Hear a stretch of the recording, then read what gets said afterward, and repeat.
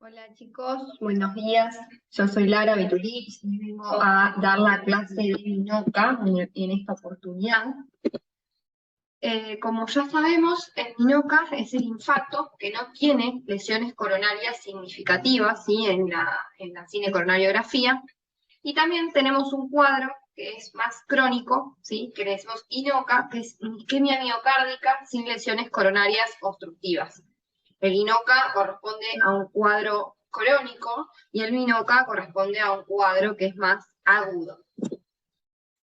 Para hacer el diagnóstico de esta entidad tenemos que tener presentes tres condiciones. La primera es que en el caso del MINOCA nuestro paciente pueda entrar en la cuarta definición mundial de infarto, que corresponde a elevación de troponinas, con síntomas compatibles, cambios en el electro, alteraciones en el ecocardiograma, y en el INOCA que tengamos una prueba funcional con evidencia de isquemia. Obviamente la presencia de trombo coronario no va a estar en este caso. Que las arterias coronarias no estén obstruidas en la angiografía. ¿Qué quiere decir esto? Es que tiene que haber ausencia de lesiones o presencia de lesiones, pero con una estenosis coronaria menor al 50%, y en el caso de que tengamos acceso a hacer FFR, este sea igual o menor a 8. Dentro de este ítem podemos tener arterias coronarias normales, podemos tener irregularidades luminales leves, que son lesiones menores al 30%, y lesiones coronarias ateroscleróticas moderadas, que es entre un 30 y un 50%, siempre que el FFR sea menor a 0,8. Y por otro lado, ausencia de un diagnóstico alternativo, que en general son causas no coronarias, como pueden ser la sepsis, el TEP o la miocarditis. El MINOCA en general, o el INOCA, es un diagnóstico de transición entre la aparición de un cuadro clínico, que no lo podemos explicar por lesiones coronarias obstructivas, y su diagnóstico definitivo. O sea que nosotros no encontramos lesiones coronarias significativas, pero tenemos que ir a buscar qué es lo que le está causando la isquemia a nuestro paciente, ¿sí? Esto puede incluir causas coronarias como extracoronarias. En este ítem de las causas los podemos dividir en tres grupos: en condiciones cardíacas que pueden causar isquemia coronaria, en condiciones cardíacas no asociadas a isquemia, y en causas no cardíacas. Dentro de las condiciones cardíacas asociadas a isquemia, o sea, la fisiopatología será la isquemia miocárdica, tenemos la ruptura o erosión de la placa, la embolia coronaria, el espasmo coronario, un puente muscular, disección coronaria espontánea, angina microvascular y flujo coronario lento, síndrome I. ¿Sí? Ahora vamos a ir desarrollando estos puntos. En condiciones cardíacas no asociadas a isquemia, tenemos la miocarditis y el síndrome de Takotsubo, ¿sí? Que ya no se consideran dentro del grupo de MINOCA. Sí pueden ser un diagnóstico, digamos, diferencial en el momento de la presentación clínica, pero no se consideran que están dentro del grupo de los MINOCA, y causas no cardíacas como el TEP, el ACV y la sepsis. Dentro de estos patrones de MINOCA y INOCA podemos encontrar dos. El patrón epicárdico, o sea que la causa de la isquemia o del infarto es de la arteria epicárdica, o el patrón microvascular. Dentro del patrón epicárdico podemos encontrar estos tres grupos, ¿sí? Que es por disrupción de placa. Ahí podemos ver dos fotos a la derecha de la pantalla, una del OCT, o de tomografía de coherencia óptica, en la que podemos ver que la luz del vaso está libre, pero podemos ver una lesión que estuvo accidentada, eventualmente se reperfundió por algún método, pero vemos la lesión de la placa. Y en la imagen de abajo es un IBUS, ¿sí? una ecografía intracoronaria, en la que también podemos ver una imagen de una cinecoronariografía en la que es una lesión que no parece severa, pero en el IBUS vemos también una placa que está accidentada y eventualmente pudo haber estado obstruida totalmente. También dentro de este grupo del patrón epicárdico, como dijimos, tenemos la disección coronaria y el vasoespasmo coronario. Con respecto a la disrupción de la placa, hay un concepto que tenemos que tener en claro, es que la trombosis es un fenómeno que es dinámico. Puede haber y existir una lisis endógena, ¿sí? Que es un mecanismo protector frente a la obstrucción coronaria, obviamente, y que explica que cuando nosotros hagamos la cinecoronariografía no le encontremos ninguna lesión significativa, ¿sí? Pero ese vaso eventualmente estuvo trombosado. Generalmente, cuando el paciente ya accede a la cinecoronariografía, nosotros iniciamos un tratamiento, ¿sí? Ni hablar si el paciente recibe trombolíticos, pero, por ejemplo, ya le iniciamos antiplaquetarios, aspirina, clopidogrel, prazolam, lo que sea, enoxaparina. Entonces, estamos ayudando también a la lisis de ese trombo. Y por esta razón, el IBUS y el OCT deberían formar parte de un algoritmo diagnóstico. Nosotros no tenemos otra forma de ver una placa accidentada que reperfundió espontáneamente si no es por alguno de estos dos métodos. Por otro lado, tenemos la disección coronaria espontánea. En las últimas guías del 2020 de la Sociedad Europea de Cardiología plantean esta clasificación de la disección coronaria en tipo 1, tipo 2 y tipo 3, ¿sí? La tipo 1 es la que se comporta como una lesión obstructiva y es la que nos va a obligar a hacer un tratamiento invasivo, sea por angioplastía o por cirugía, ¿sí? Porque hay obstrucción del flujo coronario. En la tipo 2 y la tipo 3 pueden ser obstructivas o no obstructivas al flujo, y esto nos determina si hacemos tratamiento invasivo o no. La imagen intracoronaria, como dijimos, el IBUS o el OCT es la mejor forma de ver si hay disección coronaria o no. En nuestro medio sabemos que no tenemos, y la forma que tenemos de descartar este diagnóstico, si en la angiografía hay sospecha de disección coronaria, es mediante una angiotomografía, ¿sí? Entonces, en el caso de que nosotros sospechemos eso, tenemos que pedirle una angiotomografía coronaria y en base a eso hacer el tratamiento. Siempre que hay disección coronaria, el tratamiento, digamos, si se puede, tiene que ser un tratamiento médico, ¿sí? Nunca se elige hacer tratamiento invasivo, porque el tratamiento invasivo en las disecciones nos implica un empeoramiento del cuadro incluso. Nosotros podemos poner un stent y retrodisecar la arteria, o prolongar la disección, o no tapar el punto de entrada y no solucionar el problema, es más, agregarle el problema. Entonces, siempre que se puede y el paciente no tenga síntomas recurrentes y no tenga una lesión obstructiva, se opta por el tratamiento médico óptimo. Y por último, en esta clasificación de las causas epicárdicas, tenemos el vasoespasmo coronario, que es una reactividad aumentada del músculo liso vascular a sustancias endógenas o exógenas, ¿sí? Puede ser por tabaco, por algunos fármacos, por drogas de uso recreativo, como las metanfetaminas, la cocaína, ¿sí? En nuestro medio por ahí es lo más frecuente que vemos, y también por hipertensión y estrés. Son episodios recurrentes de dolor en reposo que responden a infartos de corta duración muy rápidamente, y el diagnóstico se arriba, o sea, el diagnóstico definitivo, mediante pruebas de provocación en la angiografía. Ahora lo vamos a ver, ¿sí? Igualmente no se realizan de rutina. El tratamiento para el vasoespasmo coronario son los calcioantagonistas, ¿sí? Que generan vasodilatación, y los nitratos en la fase aguda. ¿Qué es el test de vasoreactividad? El test de vasoreactividad consiste en administrar dosis de acetilcolina intracoronaria, ¿sí? Se hace durante el cateterismo, durante 3 minutos, y entre cada dosis, ¿sí? Se va aumentando la dosis, y entre cada dosis se registran los síntomas, se hace un electrocardiograma y se realizan angiografías. Entonces se administra contraste para ver cómo está la arteria.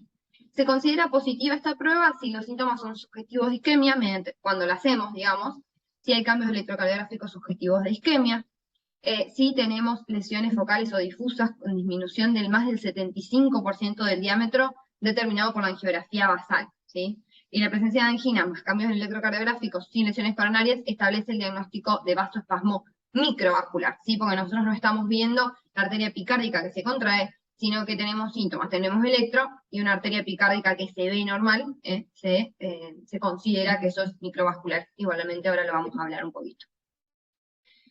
Muchos autores recomiendan no hacer estas pruebas, sobre todo en el agudo, porque podemos generarle al paciente un vasoespasmo que después no revierta con nitroglicerina, y ahí obviamente le estamos perjudicando y agravando, porque lo estamos volviendo a infartar nosotros con la prueba diagnóstica. Así que en general no se hace. La fisiopatología de esta prueba tiene que ver con que el receptor M3, la acetilcolina, está tanto en el endotelio como en el músculo liso vascular, y produce efectos contrarios en cada uno, porque si uno estimula el receptor que está en el músculo liso, genera vasoconstricción, pero si uno estimula el receptor que está en el endotelio, genera óxido nítrico, que eso va a generar vasodilatación, ¿sí? Entonces, en condiciones normales, una arteria provista de un endotelio sano responde a la acetilcolina con liberación de óxido nítrico, y eso produce vasodilatación. Pero si se denuda la arteria del endotelio o se bloquea la acción de la enzima del óxido nítrico sintetasa, la arteria responde a la acetilcolina con vasoconstricción digamos, con la estimulación de los receptores en el músculo liso, ¿sí? También tiene que ver, está descrito en alguna bibliografía, en que la biodisponibilidad de óxido nítrico puede estar disminuida en algunos pacientes. Bueno, ahora vamos a pasar al patrón microvascular. La disfunción microvascular puede presentarse de dos maneras, como alteración en la capacidad vasodilatadora, es decir, que un paciente no tenga la capacidad de generar vasodilatación ante aumentos del consumo miocárdico de oxígeno, ¿sí? Y eso genera síntomas.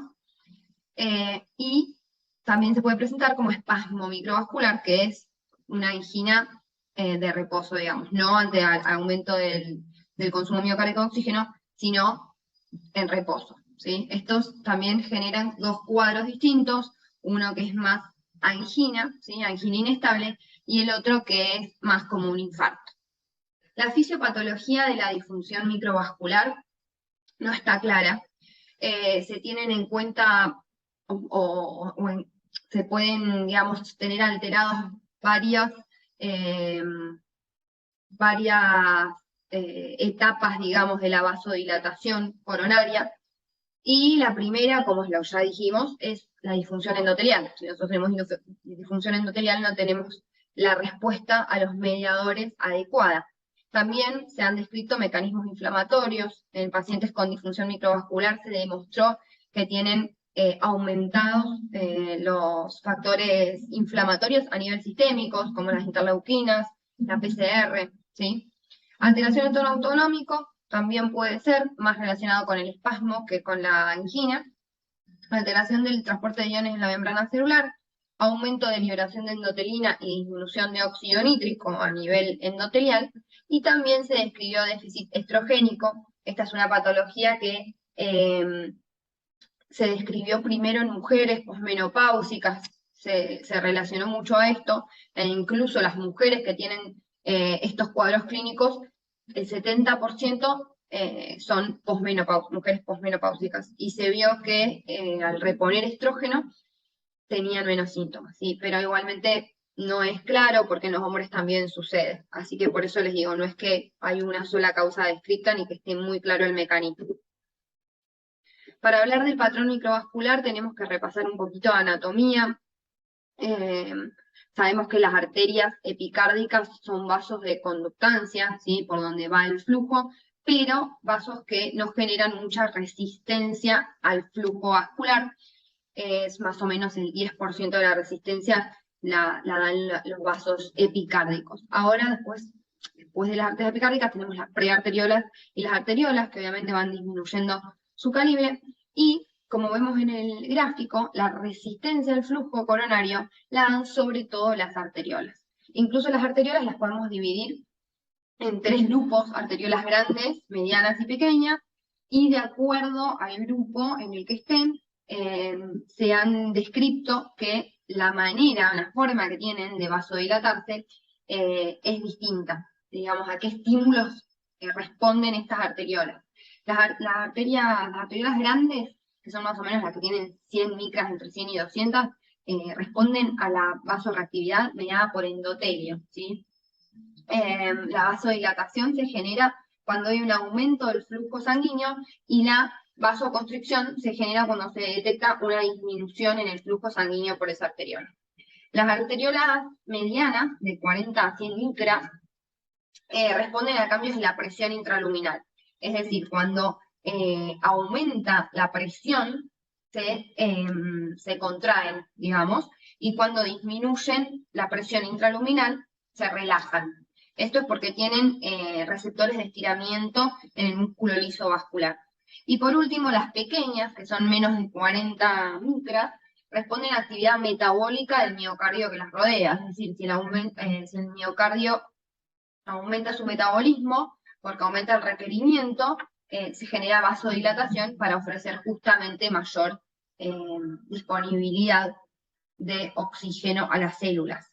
Ya sabemos que el músculo miocárdico, digamos, la reserva de flujo, es muy importante porque la extracción de oxígeno al músculo coronario es muy grande, entonces queda poco margen. De este mecanismo depende que a los miocitos les llegue más oxígeno. Así que obviamente es muy importante.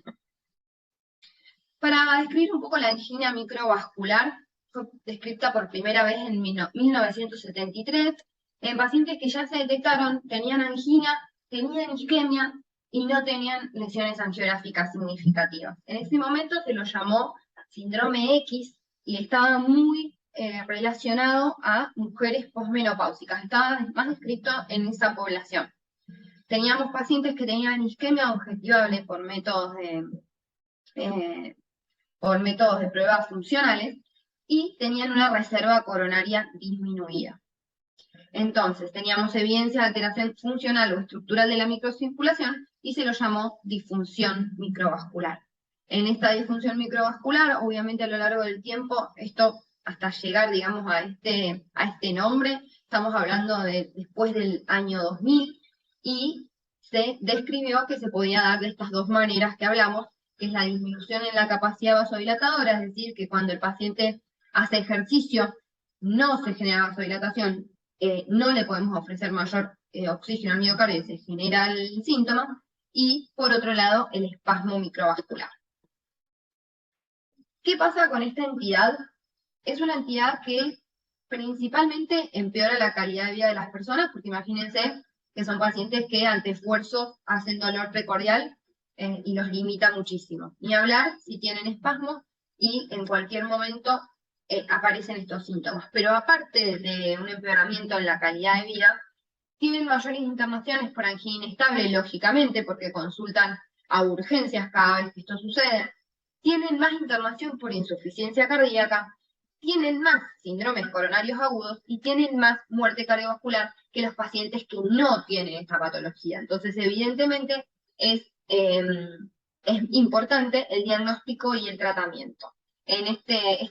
Digamos, esto estaba descrito en una publicación que se hizo el año pasado por el grupo Covadis, en el que buscaron, ¿sí?, que a los pacientes con disfunción microvascular qué complicaciones tenían más frecuentemente. Por otro lado, qué porcentaje de la población o qué grupo nos estamos dirigiendo.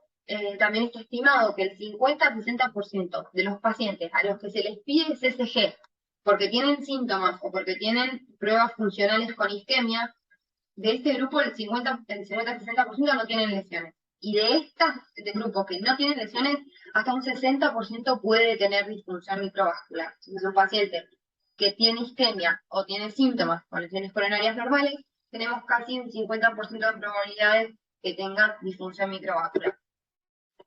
El diagnóstico es difícil y muchas veces está subestimado, ¿sí? Y lo adjudicamos el dolor precordial a otra causa. Cuando vemos las lesiones que no tienen lesiones coronarias significativas, nos quedamos tranquilos. Y la demostración de isquemia miocárdica en ausencia de otra causa demostrable para la misma suele ser suficiente para el diagnóstico de angina microvascular, ¿sí? Pero obviamente no es un estudio que nos muestre la angina microvascular, sino que lo suponemos, ¿bien? Las pruebas se basan en demostrar la disminución de la reserva de flujo coronario, si son pruebas invasivas, que generalmente no se hacen por cateterismo. Y el SPECT, lo que puede pasarnos es que no nos dé un resultado patológico ni alteraciones en la función ventricular, pero que exista esta disfunción igual. Con respecto a los factores de riesgo, están relacionadas con, sobre todo con el tabaquismo, la hipertensión y la diabetes, pero no en igual medida que la enfermedad aterosclerótica, ¿sí? No es igual de importante, igual de pesado los factores de riesgo clásicos para esta enfermedad que para la enfermedad aterosclerótica. Y la presencia de diabetes, tabaquismo, hipertensión y mayor edad se asocian con peor mortalidad.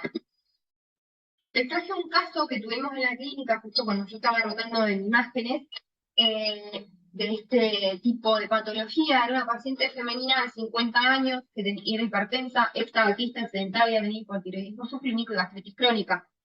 El motivo de consulta en realidad fue un prequirúrgico de cirugía mamaria, incluso lo vimos nosotros en consultorio de prequirúrgico, y refirió a Angor, la paciente al interrogatorio, porque nunca había consultado, en clase funcional 2, ¿sí? De un año de evolución.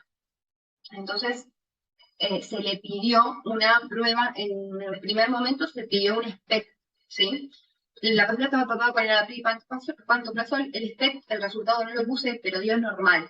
La paciente volvió con el SPECT, pero refirió que había seguido con síntomas y era un dolor muy típico, así que se decidió pedirle una resonancia cardíaca. Estas son las imágenes de la resonancia cardíaca. En el cuadro de arriba a la izquierda vemos una imagen de dos cámaras de resonancia. En la primera imagen es el reposo y en la segunda imagen fue después del dipridamol, después del esfuerzo. Y miren cómo hace esta hipoquinesia basal y medial, ¿sí? Lo único que se contrae, si ven en las fotos, es la punta, ¿sí? Después de la prueba funcional, digamos, de poner el dipridamol, la paciente hace esta hipoquinesia, que si vemos en el 4 cámaras se ve bien, en la primera imagen se contrae todo, en la segunda imagen hace hipoquinesia basal y medial circunferencial, ¿sí? Esto quiere decir que no responde al territorio de una arteria epicárdica, sino que responde a algo más generalizado, ¿no? En el 3 cámaras, que es el de arriba a la derecha, también lo podemos ver. La primera imagen se ve cómo se contrae todo el músculo cardíaco y en la segunda imagen se ve cómo se contrae la punta nada más. Y en el de abajo a la derecha es un eje corto a nivel basal y vemos como en la primera, el reposo se contrae bien y en la segunda imagen, que es después del estrés, no se contrae. Se genera una hipoquinesia que ahí se ve bien que es circunferencial, no respeta una cara. En este caso se hizo diagnóstico de disfunción microvascular. Con respecto al diagnóstico, este es el cuadro de la Sociedad Europea de Cardiología, también que nos plantea, incluso la Sociedad Americana también, como un semáforo en el diagnóstico del paciente. Nosotros, en este caso, es más por un síndrome coronario agudo que por algo crónico, pero lleva a la internación o a la guardia un paciente que tiene aumento de las troponinas cardíacas, tiene síntomas de isquemia miocárdica, y le hacemos la CCG, sospechando un síndrome coronario agudo, y la CCG nos demuestra que no tiene lesiones significativas. Ahí automáticamente hay que pasar, digamos, a hacer un diagnóstico, una evaluación funcional del ventrículo izquierdo, generalmente por ecocardiograma, que es la herramienta que tenemos más a mano, y considerar importante el contexto clínico. Un paciente que esté en sepsis, aunque tenga un TEP, tranquilamente puede hacer esto, pero no es un problema cardíaco, ¿sí? Incluso si tiene una disección coronaria. Entonces ya ahí nos vamos a dirigir a tratar el problema que esté causando esta isquemia, que puede ser sepsis, puede ser TEP. Bien. En segundo paso, hay que descartar una obstrucción no detectada, hay que mirar siempre, rever la cinecoronariografía y daño miocárdico por causas no isquémicas, como puede ser la miocarditis o un MINOCA.